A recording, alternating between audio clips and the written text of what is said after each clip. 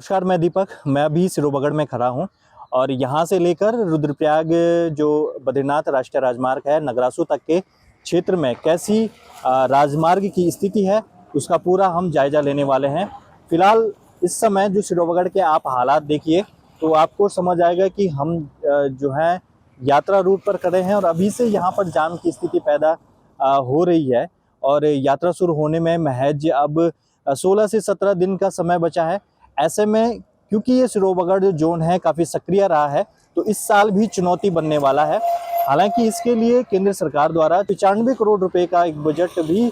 पास कर दिया है, लेकिन अभी क्योंकि इस पर टेंडर प्रक्रिया नहीं हुई है तो इस साल भी इसका जो ट्रीटमेंट वर्क है वो सुचारू नहीं हो पा रहा है, जिसके कारण जो है यात्रियों को खासा दिक्कतों का सामना करना पड़ेगा। अभी भी आप स्थिति देख रहे होंगे कि मेरे पीछे क्योंकि यहाँ पर कार्य चल रहा है जिसके कारण अब सिंगल लेन ये बन चुका है। हालांकि रुद्रप्रयाग का जो सिरोबगढ़ क्षेत्र है हर साल एक चैलेंज बनते रहा है और पिछले बरसात की अगर बात करें तो यहाँ पर जो है मलबा जमा हो गया था, जिसके कारण यहाँ पर जो गाड़ियाँ थी वो फंस चुकी थी। और अगर आप देखेंगे कि क्योंकि मौसम में लगातार परिवर्तन होता रहता है तो ऐसे में यह पूरा जो मार्ग है केदारनाथ और बद्रीनाथ जाने वाले यात्रियों के लिए एक मुसीबत खड़ी कर सकता है। सिरोबगढ़ से अगर जो खाकरा है इसके बीच की ही अगर मैं आपको स्थिति बताऊं तो यहाँ पर तकरीबन 7 से 8 ऐसे सक्रिय जोन हैं जहाँ पर लगातार पहाड़ी से मलबा या तो आता रहता है या फिर बड़े बड़े बोल्डर्स आते हैं, जिसके कारण यात्रियों को को परेशानी का सामना करना पड़ता है। साथ में सुरक्षा की दृष्टि से भी यह काफ़ी खतरनाक हो जाता है।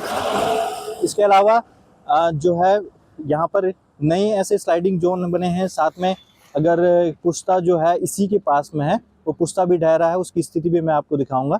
और इसके आगे हम बात करेंगे जहाँ पर रुद्रप्रयाग से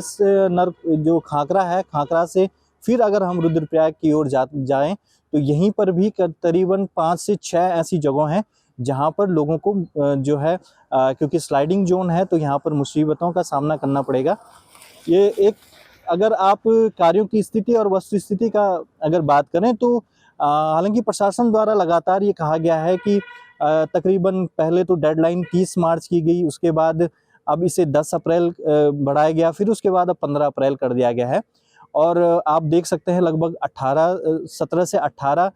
दिन का वक्त बचा है जब चारधाम यात्राएं सुचारू हो जाएंगी। केदारनाथ और बद्रीनाथ की ओर यात्रा जो मार्ग पर जो यात्री हैं तमाम निकलने लगेंगे। तो ऐसे में कैसे इतनी जल्दी ये कार्य होगा यह भी समझ से परे है, क्योंकि इतने से ही एक एरिया में लगभग 20 किलोमीटर का ये पूरा पैच है रुद्रप्रयाग से ही और सिरोबगढ़ के बीच। तो यहीं पर कई जगहों पर या तो जो इस मार्ग है वो खराब है। शौचालय की अगर बात करें तो रुद्रप्रयाग में हालांकि नगरपालिका क्षेत्र है तो वहाँ पर तकरीबन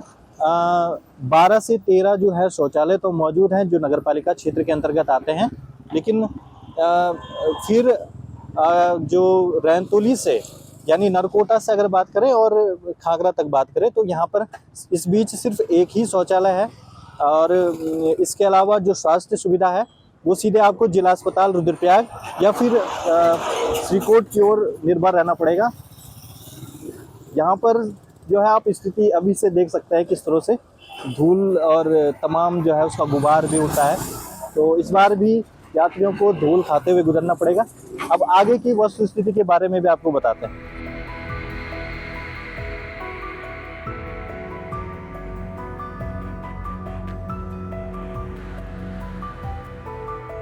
मैं अभी नौगांव और नरकोटा के बीच में मौजूद हूँ और मेरे पीछे अगर आप देखेंगे तो यहाँ पर ये पूरा ये जो जोन है लगभग 3-4 किलोमीटर का, और ये जो सक्रिय जो आप देख सकते हैं स्लाइडिंग जोन कितने सारे हैं यहाँ पर 3-4। और पिछली बरसात में यहाँ पर खासा लोगों को मुश्किलों का सामना करना पड़ा, कई कई घंटों तक यहाँ पर मार्ग बाधित रहा क्योंकि लगातार जो पहाड़ियाँ हैं वो दरक रही हैं, जिससे जो मार्ग है वो अवरुद्ध हो रहा है और इस बार भी ये चुनौती बनने वाला है। हालांकि बीच में आप देखेंगे तो वहाँ पर ढीली चट्टानें हैं जिस पर वॉल जो है ट्रीटमेंट का कार्य चल रहा है, लेकिन वो बंद हो चुका है। तो क्योंकि अब महज 15 से 16 दिन का वक्त बचा है। तो ये जो तमाम कार्य हैं और ये स्लाइडिंग जोन आप देख रहे हैं, अगर इन पर तय समय में, क्योंकि वक्त अब कार्य जो है पूरा होने की गुंजाइश नहीं है, जिससे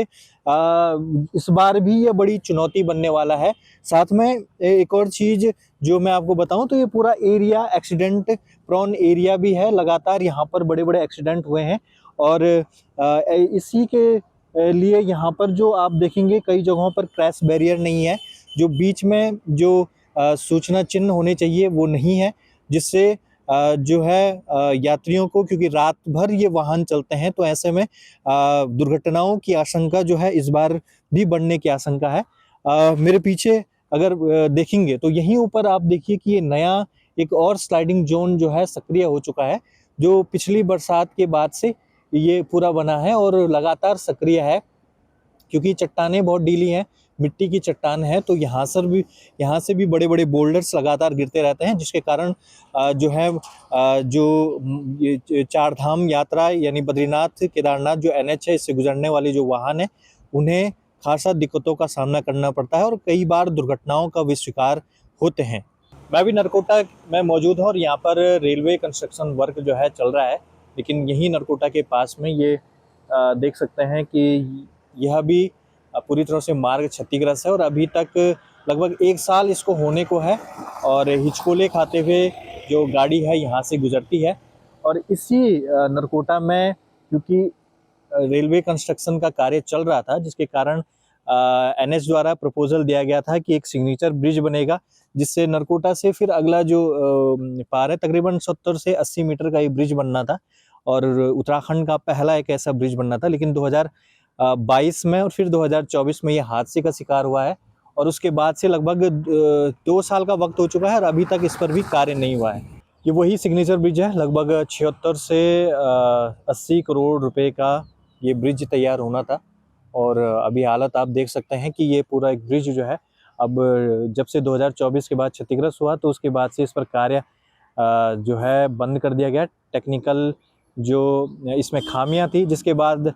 जो उत्तराखंड का पहला ये सिग्नेचर ब्रिज होना था, लेकिन अब यह ब्रिज जो है किसी काम का रह नहीं गया, तो एक नया ब्रिज तैयार किया जाएगा। लेकिन जो इसके पार्ट्स आए थे कंस्ट्रक्शन के, वो पूरे एनएच पर फैले हुए हैं, जिससे लगातार जाम की स्थिति भी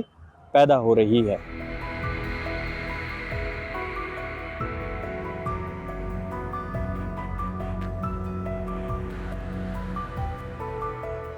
मैं अभी मरोड़ा घुलतिर नगरासू के पास हूँ और हमारी जो यात्रा थी रुद्रप्रयाग जनपद में, तो हमारे बद्रीनाथ हाईवे जो हमने आज कवर किया, वो पूरा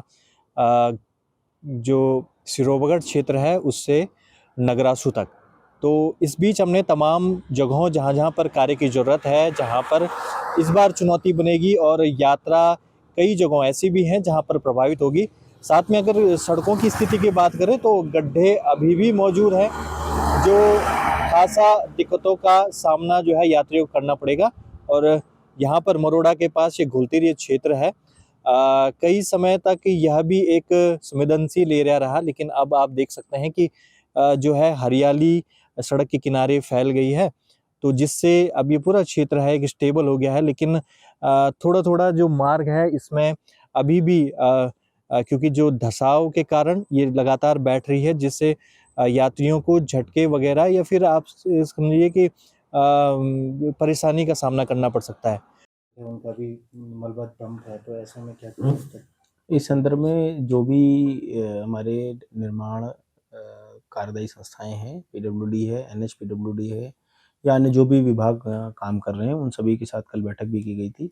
और प्राथमिकता हमारी ये है कि जनपद के अंतर्गत जो भी सड़कें हैं वो राइडेबल हो जाएं, क्योंकि कुछ कार्य ऐसे हैं जिनको 2 साल में पूर्ण होना है, किसी को 1.5 साल में होना है, किसी का सैंक्शन अभी ही आया है। तो इमीडिएट हमारी प्राथमिकता ये है कि यात्रा से पहले सभी